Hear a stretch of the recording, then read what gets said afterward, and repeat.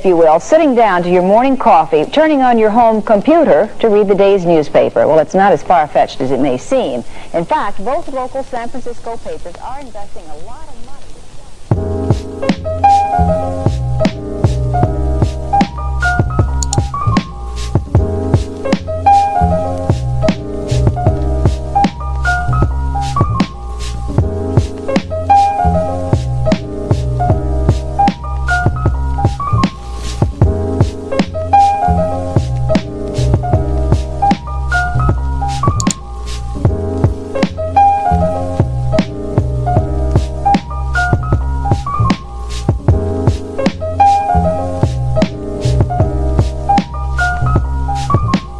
And get to service just like that started.